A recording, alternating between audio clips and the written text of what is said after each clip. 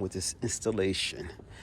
Guys, right now we're gonna fish the wires into the main cabin. Now, again, as I stated before, we're gonna go through that little grommet right there. All right, right there. Okay, so when you get your switch, peel back everything to reveal the colors of the wires, because you're gonna need to take some photographs so you understand how this was set up before you take it apart. You have to take the switch off to feed this wire into the cab. Obvious, right? So I had to remove the little heat shrinks that's over the connectors that's not connected, so you can get a better understanding how the wires are set up. And you're simply just dealing with the red wire and the white wire. I'm gonna disconnect this. I'm gonna fish this whole thing into the cabin. Now, the backlit wire also can get fished into the cabin if you choose to. I'm still not sure how I'm gonna hook this up. I don't know if I should just fuse tap it so when I turn the ignition on, it automatically comes on. In doing that, there's really no control other than your ignition switch to shut it off. So I don't know if I'm gonna do that, or am I gonna use one of the upfitter switches to turn it on. And doing that, obviously you can turn it off and on, but the problem with that, you gotta remember to turn it on and off, right? And I don't know if I wanna do that, all right? I don't think that's an unnecessary step I need to do. Or I just can simply tie it into the parking lights. I think that's the option I'm probably gonna go with. Not sure just yet, but I'll get to that when I'm ready. So, but I do have to run this switch in first. So let me just get this done and we'll keep it moving, all right? And what I'm gonna use, guys, I'm gonna use my efficient wire that I use for doing basic electrical work. If you're a DIYer, I highly suggest to pick a couple of these up, a long one and a short one. All right, I've been using it. It's invaluable too, make it much easier to fish your wires so you're not looking for a coat hanger. So let me just set up the camera and let's show you where I'm fishing from. Okay guys, I'm gonna show you where I'm fishing my wires from. Right there, all right, is where the wire is gonna come through, all right? So this is on the driver's side. So what I'm gonna do is just get my fishing tool, fish it back through the firewall and pull those wires in. All right, so stand by and let me get that set up and get it done, all right? So stay. All right guys, so I'm gonna show you something.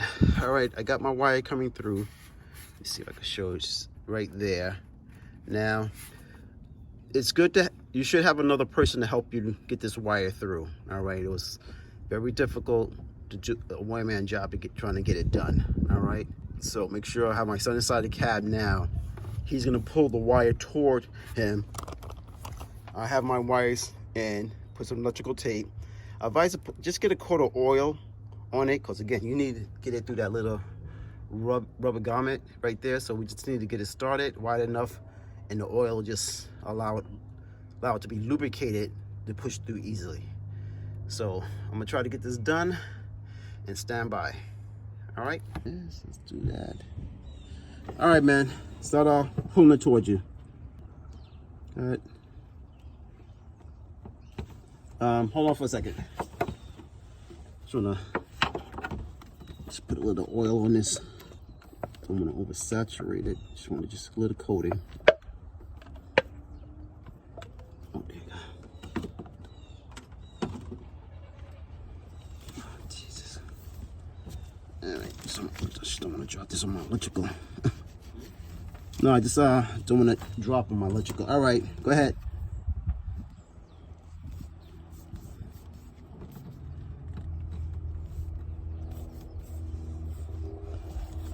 All right, it's coming up to the part now. Hold on.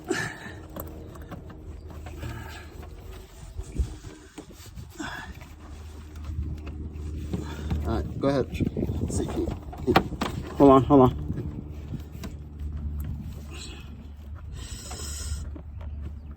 right, pull. Go ahead, hold on. Go ahead, pull. Got it? Go ahead, pull. I keep on pulling. It's gonna take, hold on.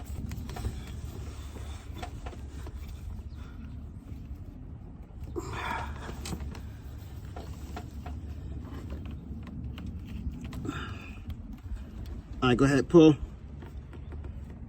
Go ahead, pull. Go, it's going. Pull. Pull. Keep on pulling.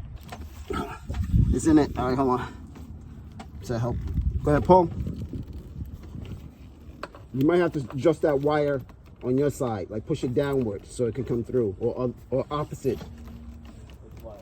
It's through? The wire, the big wire that's already there. Okay. See already? You see it's already through? Yeah. So all you're gonna do is just take it and push it. Help me bring it in, all right? Okay. Pushing. You got it? Yeah. It's all the way through? Could have done it. Let me see, excuse me. All right, go back through there and pull it. Okay, it's already through. Okay guys, I finally got it through with the help of my son. And let's just know, this is how to set it up, guys. Once you take the switch, your best bet is to put a little zip tie, to pretty much trying to lock it in so it doesn't slip off. Wrap it around with some electrical tape right there. Put a coat of oil on it to help lubricate it, and again, and it'll slip right through that garment. So got the big wire in, so that's done. So I'm just going to disconnect this, clean up the bay, and then install the switch. All right, so stand by. Okay guys, let me explain to you what I'm doing now. All right, it took me a while to try to figure this out. Once you fish your wires through the cabin, you're gonna have to figure out where you're gonna mount it. All right, so my idea is to mount it. Initially I was gonna mount it here, right, because I saw this is a knee trim panel, and I thought these was removable, that I could pop this out and shift this over and mount it here, but these are molded in this panel. All right, when you take it off, you'll see it. And actually, I don't know if I could demonstrate it for you. All right, right here, you can see this is already mounted in here. It's molded into the plastic. So this is just cosmetic. This is not removable. So that kind of took that idea off the table. Because initially, I was going to put my switch, which I can if you was keeping the factory switch. You could put it right here. There's plenty of room to drill a hole. Put the switch right here, and you have a throttle switch up and down right here. So that is an option if you want to go that route. But being that I wanted to change my switch out for this type of switch and putting it here, you don't really have much play with this. For your cut pretty much have to be on point to use this type of switch.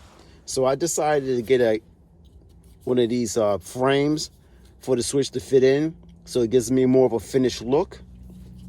But now we're taking this frame, as you notice, if I take it over here, I'm pretty much going to cut into this location, and it's not going to look clean.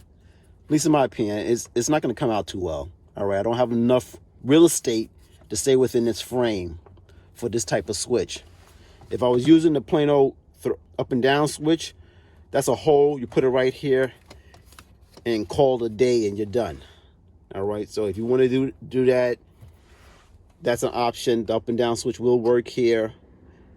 But being that I wanted to have this type of switch, I decided to go with this. So what I'm going to do, I'm just going to go over this area. As you can see, I already highlighted where it's going to be, pencil mark it, and I'm going to cut out a hole to mount it right here. So again, it gives me still a finished look, and I'll have the switch that I want to use. What you're going to need to get this job done, well, what I'm going to do, I'm going to drill some holes in the four corners just to start it off. And then I'm going to come back with my little rotary tool with a cutting blade right here. And then I'm just going to take my time and just take this out to get this mounted in. All right, so what I'm going to do, guys, I'm just going to put this on a time lapse, and we're just going to keep it moving.